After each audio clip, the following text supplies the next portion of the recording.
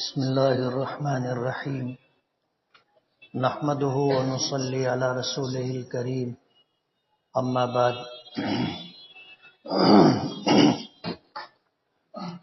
قال النبي صلى الله عليه وسلم بدأ الاسلام غريبا وسيعود غريبا او كما قال عليه الصلاة والسلام۔ بزرگان محترم اور عزیز دوستو، اللہ کے نبی صلی اللہ علیہ وسلم کا ارشاد مبارک ہے کہ ایک زمانہ تھا جب اسلام کا آغاز ہوا تو اسلام لوگوں کے لیے اجنبی تھا، اور ایک زمانہ آئے گا کہ اسلام پھر لوگوں کے لیے اجنبی ہو جائے گا۔ نبی کریم صلی اللہ علیہ وسلم کی بعثت جن حالات میں ہوئی تھی وہ زمانہ حالات کی وجہ سے زمانہ جاہلیت کہلاتا تھا۔ حالات اتنے خراب اور دیگرگوں تھے کہ جس کی لاٹھی اس کی بھینس، بات اسی کی چلتی تھی جس کے پاس طاقت ہوتی تھی، کمزوروں کی داد رسی کرنے والا کوئی نہیں تھا۔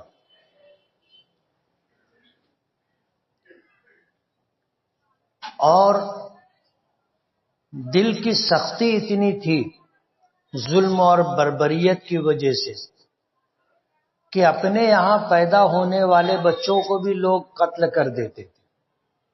قرآن کریم میں ایک سے زائد مقامات پر اس کا تذکرہ ہے۔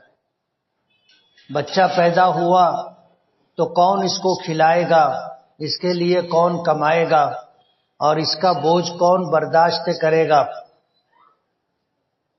اس اندیشے کے پیش نظر بچوں کو قتل کر دیتے تھے۔ بچی پیدا ہوتی تھی تو اس کو زندہ درگور کر دیتے تھے کہ یہ ہمارے لیے ذلت اور عار کی بات ہے، کوئی ہمارا داماد بنے گا۔ ایسے حالات میں نبی کریم صلی اللہ علیہ وسلم تشریف لائے تھے۔ اللہ کا گھر بیت اللہ بتوں سے بھرا ہوا تھا۔ توحید کا مقام، توحید کا گھر، لوگوں نے شرک و بت پرستی کی راہ اختیار کر لی تھی تو اللہ کے گھر میں لوگوں نے بت رکھ رکھے تھے، اور ہر کام کے لیے الگ ایک بت تھا۔ بارش کے لیے الگ، اولاد کے لیے الگ، روزی کی فراخی کے لیے الگ، صحت کے لیے الگ، ہر ضرورت کے لیے ایک الگ معبود تھا ان کا۔ ظاہر بات ہے جب آدمی میں شرک در آئے تو پھر ایک کے بعد دوسرا اختیار کر لینے کے بعد تیسرا، چوتھا، پانچواں، چھٹا اختیار کر لینا کوئی معیوب بات نہیں۔ تو بت پرستی اس طرح گھٹی میں پڑ چکی تھی کہ ہر کام کے لیے ایک نیا بت ہوتا تھا، اور اللہ کے گھر میں 360 بت تھے، یعنی ہر دن کے لیے ایک الگ معبود تھا۔ ایسے حالات میں نبی کریم صلی اللہ علیہ وسلم کی بعثت ہوئی تھی۔ آپ تشریف لائے، اللہ نے نبوت و رسالت عطا کی۔ آپ صرف توحید کا پیغام لوگوں کے درمیان چلاتے رہے کہ یا ایھا الناس قولوا لا الہ الا اللہ تفلحوا، کہ اے لوگو لا الہ الا اللہ کہو، کہہ لو، کامیاب ہو جاؤ گے۔ لوگوں کے لیے یہ آواز ظاہر بات ہے کہ آباء و اجداد کے دین دھرم کے خلاف تھی، ان کے اپنے معمولات کے خلاف تھی۔ ایک نئی آواز تھی، ایک نئی بات تھی جو نبی کریم صلی اللہ علیہ وسلم کے ذریعے اللہ رب العالمین کی مخلوقات کے درمیان لگائی جا رہی تھی کہ اے لوگو لا الہ الا اللہ کہو، کہہ لو، کامیاب ہو جاؤ گے۔ مخالفت کرنے والے مخالفت کرتے رہے، لیکن جن کے حصے میں اللہ نے ہدایت لکھی تھی انہوں نے نبی کریم صلی اللہ علیہ وسلم کی بات کو قبول کیا. ماننے والے کم تھے، قبول کرنے والے بہت تھوڑے تھے، لیکن یہ آواز سدا بسیرا ثابت نہیں ہوئی. آواز آپ لگاتے رہے لوگوں کے کانوں تک، اور بعض لوگوں کے کانوں سے دلوں تک یہ آواز پہنچتی رہی، اور لوگ حلقہ بگوش اسلام ہوتے رہے. لوگوں کے لیے نئی بات ضرور تھی، لیکن یہ حق اور سچ بات تھی.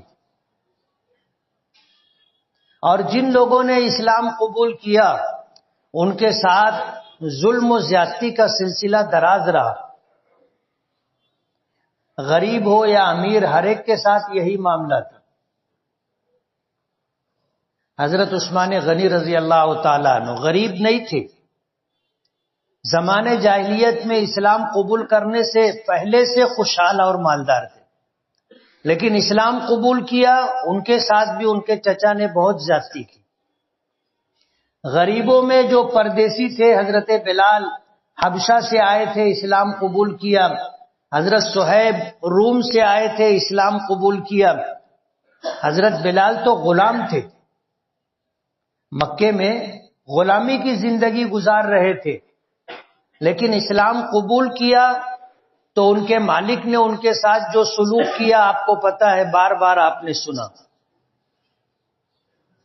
کہ گرمی کی تیز دھوپ اور دوپہر کے وقت ریت پر لٹا کر سینے پر بھاری پتھر رکھ دیتے. حضرت خباب رضی اللہ تعالی عنہ کے متعلق آتا ہے کہ ان کی پیٹھ کا گوشت تو ایسا ہو گیا تھا کہ اس میں جگہ جگہ کھڈے تھے. ان کو آگ کے انگاروں پر لٹا دیا گیا تھا، پوری پیٹھ جل گئی تھی، اور جسم کے خون اور چربی سے آگ بجھی تھی. گھر کے بچے ان کی پیٹھ میں جو گڑھا تھا اس سے کھیلتے تھے. اتنی سختی، اتنا ظلم کیا گیا، لیکن اسلام کی حقانیت جن کے دلوں میں اتر گئی تھی وہ پھر اسلام سے برگشتہ نہیں ہوئی. یہی وہ زمانہ تھا جس کے متعلق حضور نے فرمایا بدا الاسلام غریبا، کہ اسلام لوگوں کے درمیان اجنبی تھا، نئی بات تھی لوگوں کے درمیان، نئی بات تھی. اور اسلام غربت میں تھا، یعنی اجنبی حالت میں تھا. اللہ نے پھر اسے عزت دی، ترقی دی. لوگ اسلام قبول کرتے گئے، مسلمانوں کی تعداد بڑھتی گئی، ورنہ ابتدا میں اسلام لوگوں کے لیے اجنبی تھا. اور حضور نے فرمایا کہ ایک وقت آئے گا کہ اسلام پھر لوگوں کے لیے اجنبی ہو جائے گا. آج اسلام کی حقانیت کی وجہ سے بہت سارے لوگ حلقہ بگوش اسلام ہو رہے ہیں، اور ہم لوگ ایسے لوگوں کے بارے میں سن کر کے، پڑھ کر کے بہت خوش ہوتے. ہونا بھی چاہیے کہ لوگ اسلام میں داخل ہو رہے ہیں. یہ ان کی نیک بختی کی بات ہے، ان کے لیے سعادت کی بات ہے. اور وہ حلقہ بگوش اسلام ہو رہے ہیں تو میری اور آپ کی وجہ سے نہیں ہو رہے. ہم تو کیسے مسلمان ہیں آپ کو پتہ ہے. ہم خاندانی مسلمان ہیں، کچھ اسلامی رسومات و رواجات ہمارے درمیان ہے، ورنہ اسلام سے ہم بھی ناواقف ہیں. ہم کو بھی پتہ نہیں ہے کہ اسلام کیا ہے. آج اگر کوئی غیر مسلم آ جائے اور آ کر کے ہم میں سے کسی سے پوچھے کہ بھئی تم اپنے دھرم، اپنے مذہب اسلام کے بارے میں مجھے بتاؤ، تو کیا ہم میں اتنی معلومات اسلام کے متعلق ہے کہ ہم ان کو اس طرح اسلام بتائیں کہ وہ مسلمان ہو جائے؟ ہم کو خود ہی نہیں معلوم ہے، ہم خود اپنے مذہب سے ناواقف ہیں. پیدائشی مسلمان ہیں، خاندانی مسلمان ہیں، تو جو رسومات و رواجات باپ دادا کے زمانے سے چلی آ رہی ہے وہی ہم کر رہے ہیں۔ سب سے اہم عبادت نماز۔ نماز کا حال یہ ہے کہ ہم نے نماز سیکھی نہیں ہے۔ ہم میں سے کتنے لوگ ہیں جنہوں نے باقاعدہ نماز سیکھی ہو شروع سے لے کے آخر تک؟ ہاتھ اٹھانا۔ دو چار لوگ ہیں جنہوں نے نماز سیکھی، ورنہ ہم تو باپ دادا کو جس طرح نماز پڑھتا ہوا دیکھے اس طرح نماز پڑھ رہے۔ یہی بات میں کہنا چاہتا ہوں کہ ہم نے پیدائشی مسلمان ہونے کے ناطے اسلام کو نہ پڑھا نہ سمجھا، اور نہ ہم مکمل اسلام سے واقف ہیں۔ ہم نام کے مسلمان ہیں، اور جو رسومات و رواجات مسلمانوں کے درمیان عام ہے ہم اسی کو دیکھا دیکھی کرتے ہیں، اور اپنے طور پر مطمئن ہے کہ ہم لوگ مسلمان۔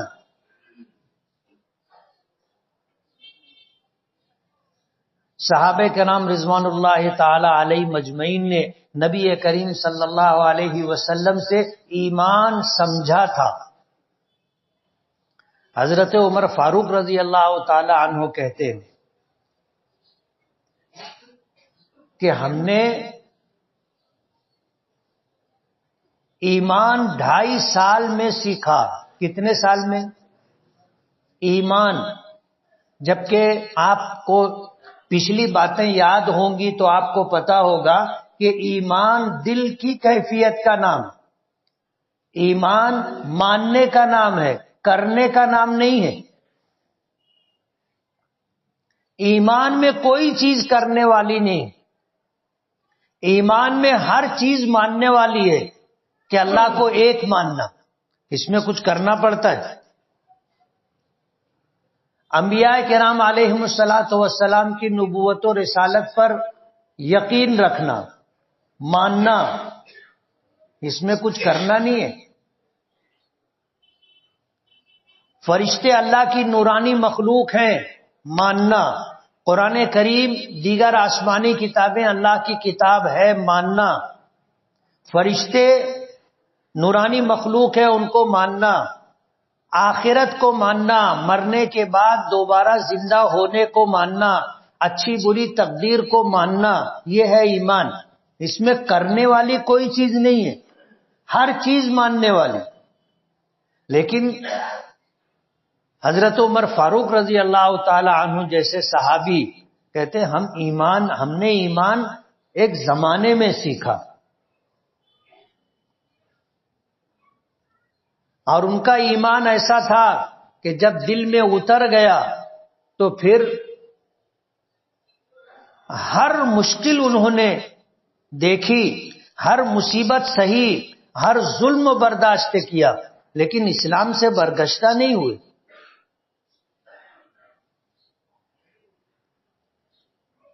اسلام پر ڈٹے رہے۔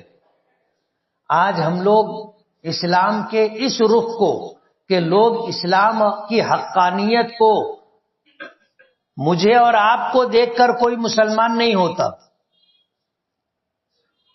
بلکہ ہمارے اعمال کو دیکھ کر تو لوگ بولتے ہیں یار یہ مسلمان ہے۔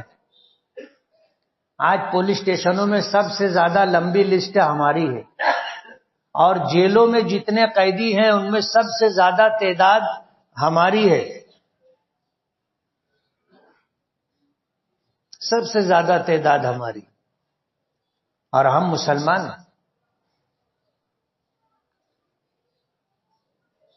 تو ہم کو اور آپ کو دیکھ کر کوئی اسلام میں داخل نہیں ہوتا، تو بس اللہ ہدایت دے دیتے ہیں، اور کوئی بھی چیز ذریعہ اور سبب بن جاتی ہے، اور دل اللہ اسلام کی طرف مائل کر دیتا ہے، تو وہ اتنا بڑا فیصلہ کرتے ہیں کہ یہ حلقہ بگوش اسلام ہو جاتے، اور ایک مذہب کو چھوڑ کر جو خاندانی اور پیدائشی اور باپ دادا سے ملا ہو اسے چھوڑ کر دوسرے کسی مذہب میں جانا، کنورٹ ہونا آسان بات نہیں ہے، بہت مشکل کام ہے۔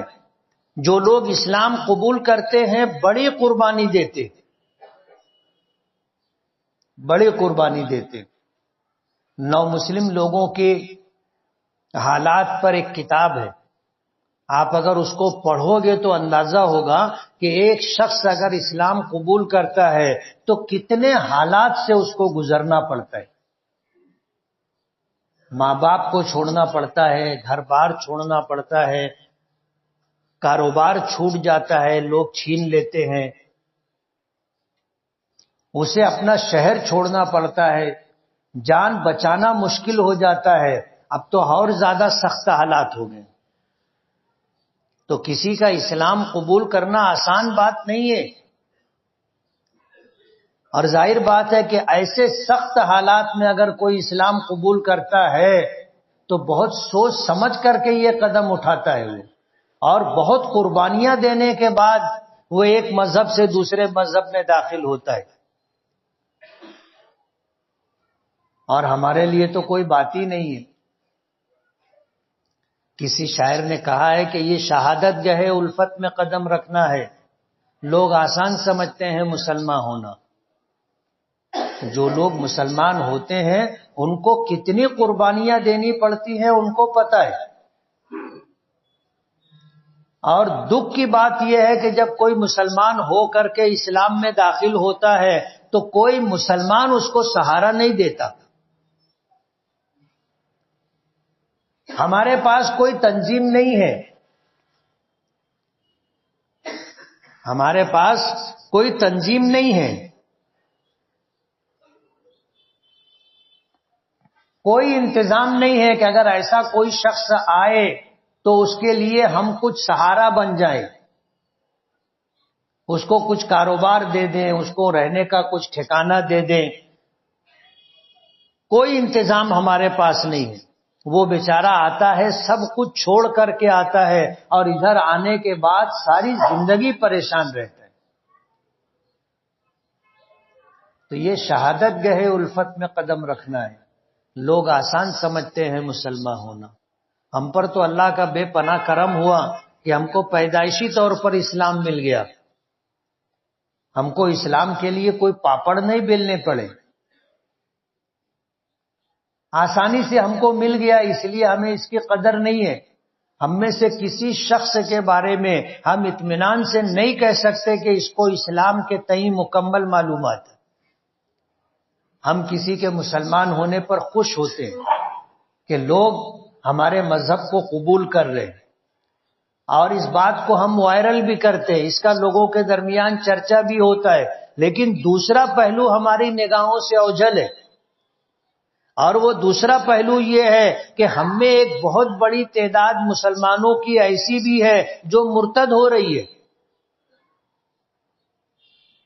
جو اسلام چھوڑ کر کے دوسرے مذہب کو اختیار کر رہی ہے، اور ان کو جو ہے اسلام چھڑوانے کے لیے باقاعدہ محنت کی جا رہی ہے. اسلام چھڑوانے کے لیے اگر وہ اسلام چھوڑ کر ان کے مذہب میں جاتا ہے تو پھر اس کے لیے بڑی بڑی رقموں کا انتظام کیا جاتا ہے، اس کو سہارا دیا جاتا ہے، اس کو بسایا جاتا ہے، اس کو کاروبار سے لگایا جاتا ہے. آج ہندوستان میں یہ سب کچھ ہو رہا ہے. اگر ایک طرف کچھ لوگ مسلمان ہو رہے ہیں تو ایک طرف دوسری طرف ایسے لوگ بھی ہیں جو اسلام سے برگشتہ ہو کر کے ارتداد کے راستے پر جا رہے ہیں، اور اس پہلو پر ہماری نظر نہیں ہے.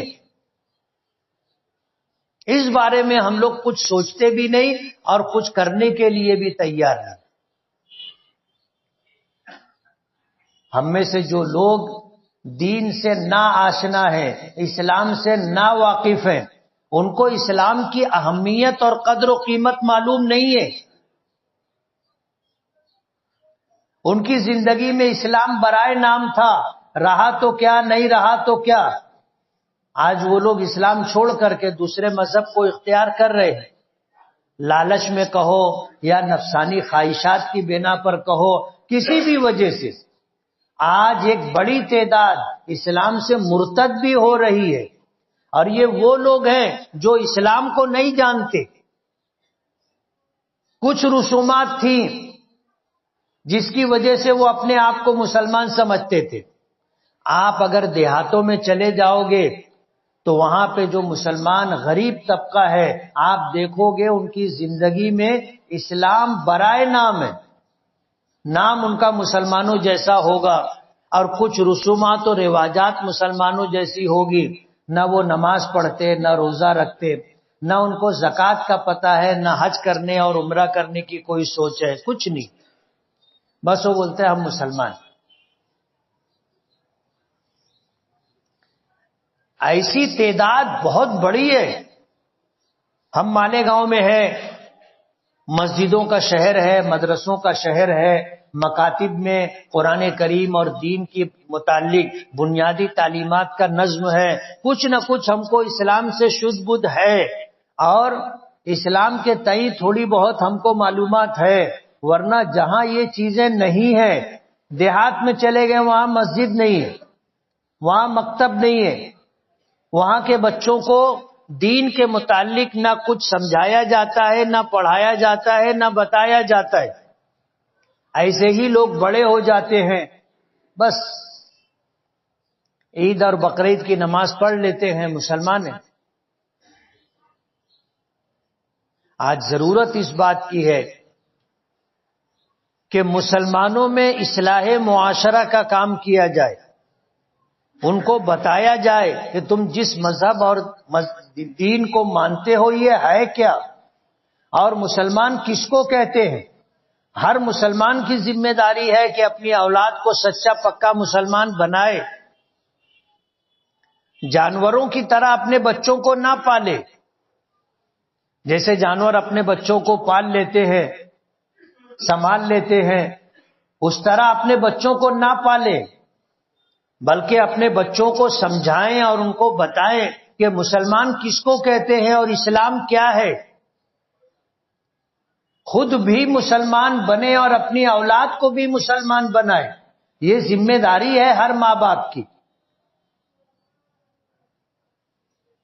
سب سے پہلے اللہ کی پہچان کروائیں، اللہ کی عظمت، اللہ پاک کی محبت اپنی اولاد کے دلوں میں پیدا کریں، انہیں بتائیں کہ اللہ پاک نے ہماری ہدایت اور ہماری رہنمائی کے لیے انبیاء کرام علیہم الصلاۃ والسلام کو بھیجا، اور ان کے سردار حضرت محمد الرسول اللہ صلی اللہ علیہ وسلم تشریف لائے۔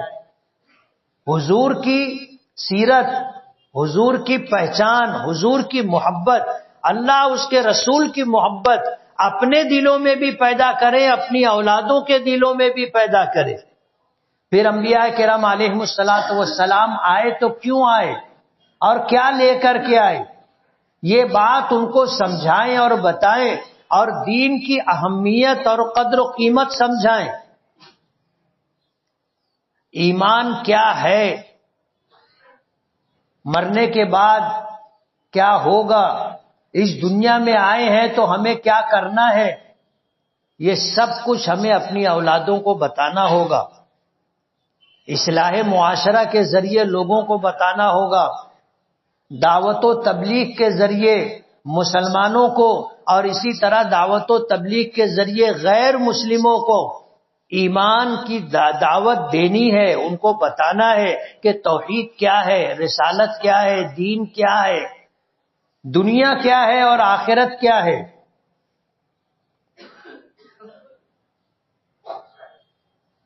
کم سے کم اپنی زندگی میں ایک شخص کو تو مسلمان بنانا چاہیے، پوری زندگی میں ایک غیر مسلم کو ہم مسلمان بنائیں۔ یہ ٹارگیٹ بھی اگر ہم لے کر کے چلے تو بہت بڑی تبدیلی آ سکتی ہے، آئے گی نا، لیکن ہم نے کبھی اس بارے میں سوچا ہی نہیں۔ غیر مسلموں کو تو جانے دیجیے، ہم اپنے مسلمان بھائیوں کو بھی نہ کبھی سمجھاتے ہیں، نہ کبھی بولتے اور بتاتے ہیں، جبکہ اس بات کا چرچا ہماری مجلسوں میں ہونا چاہیے کہ بھائی ہم مسلمان ہیں، اور اس پر فخر بھی ہونا چاہیے کہ ہم مسلمان ہیں، فخر سے کہو ہم مسلمان۔ اپنی عام مجلسوں میں بھی اسلام کا تذکرہ، اسلامی تعلیمات کا تذکرہ ہونا چاہیے۔ آج ہم علماء کرام سے جو کچھ سنتے ہیں، سن کر کے اپنے دوست و احباب میں، اپنے گھر میں، بیوی بچوں کے درمیان اس کا مذاکرہ ہونا چاہیے۔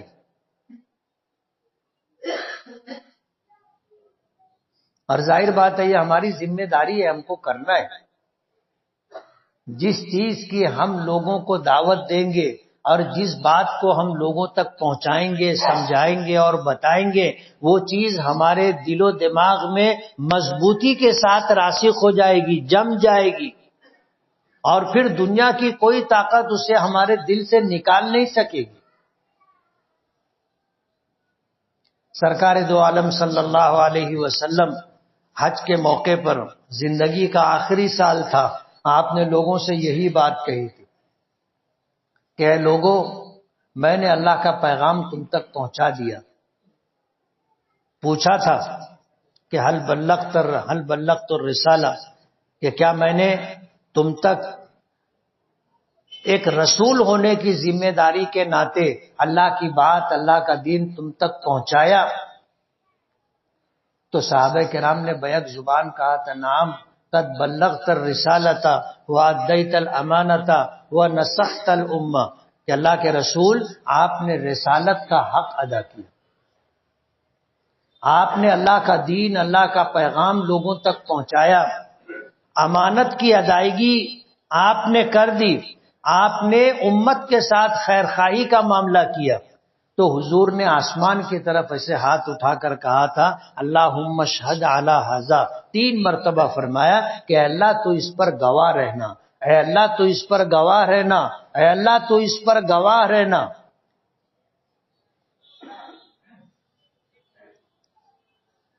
اور پھر حضور نے فرمایا تھا کہ تم میں سے جو یہاں حاضر ہے وہ ان لوگوں تک میری بات پہنچا دے جو یہاں حاضر نہیں ہے۔ ہر شخص کو ذمہ داری دی تھی، ہر شخص کو، کہ تم میری یہ بات اور میرا یہ پیغام دوسروں تک پہنچانا، جو یہاں نہیں ہے ان تک پہنچانا، ہر ایک کو ذمہ داری دی۔ اور یہ ذمہ داری قیامت تک آنے والے مسلمانوں کے کاندھوں پر ہے۔ ہم میں کا ہر شخص ذمہ دار ہے، اور اس کی ذمہ داری ہے کہ دین کی بات دوسروں تک پہنچائے۔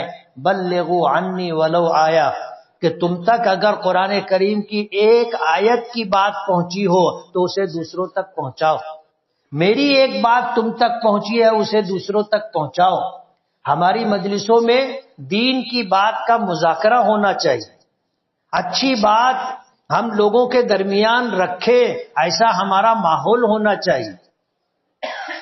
کل قیامت کے دن آدمی ایمان کی بدولت اور اچھے اعمال کی وجہ سے اللہ کے فضل و کرم سے جنت میں جائے گا، تو جنت میں جانے کے بعد بھی اس کو ان مجلسوں پر حسرت ہوگی جن مجلسوں میں بیٹھے تھے اور اللہ اس کے رسول کے تذکرے کے بغیر مجلس ختم ہو گئی تھی، اس پر لوگ افسوس کریں گے۔ اس لیے ہر مجلس میں جہاں بیٹھیں کوئی نہ کوئی دین کی بات، کوئی نہ کوئی قرآن و حدیث کی بات کر لینا چاہیے، اللہ کا ذکر کر لینا چاہیے۔ کوئی مجلس اللہ کے ذکر کے بغیر، کوئی مجلس دینی بات کے بغیر ختم نہیں ہونی چاہیے۔ اور بہت آسان ہے، ہم کو جب کوئی بات بولنی رہتی ہے تو ہم لوگ موقع تلاش کرتے رہتے کہ کہاں سے ہم گھسے اور اپنی بات رکھیں، اور آدمی اپنی بات رکھ لیتا ہے۔ ہم میں کا ہر شخص طے کر لے کہ جس مجلس میں بیٹھوں گا خیر کی بات، بھلائی کی بات، دین کی بات، اللہ اس کے رسول کی بات، اللہ کا ذکر ضرور کریں گے نا۔ اور یہی دعوت و تبلیغ ہے، یہی دعوت و تبلیغ ہے۔ دین کی بات، بھلائی کی بات دوسروں تک پہنچانا دعوت اور تبلیغ ہے۔ اور اگر ہم یہ کرنے لگ جائیں گے ماحول بن جائے گا، ماحول بن جائے گا۔ اس لیے ہم لوگوں کو مسلمان ہوتا دیکھ کے خوش تو ہوتے ہیں، لیکن جو اسلام چھوڑ کر کے جا رہے ہیں ان کے بارے میں ہماری کوئی چنتا نہیں ہے، ہمیں کوئی فکر نہیں ہے۔ اور یہ وہ لوگ ہوتے ہیں جن کی زندگی میں اسلام برائے نام ہوتا ہے، جن کو پتہ نہیں ہوتا کہ اسلام کیا ہے، اس لیے ان کے لیے اسلام چھوڑنا کوئی مشکل بھی نہیں ہوتا، اس لیے کہ تھا ہی نہیں تو چھوڑنا کیا، ایک نام ہے بس، وہ نام چھوڑنا ہے، نام بدلنا ہے بس۔ اس لیے دین کا تذکرہ، مذاکرہ بہت ضروری ہے۔ اللہ ہمیں عمل کی توفیق عطا فرمائے۔ وآخر دعوانا ان الحمد للہ رب العالمین۔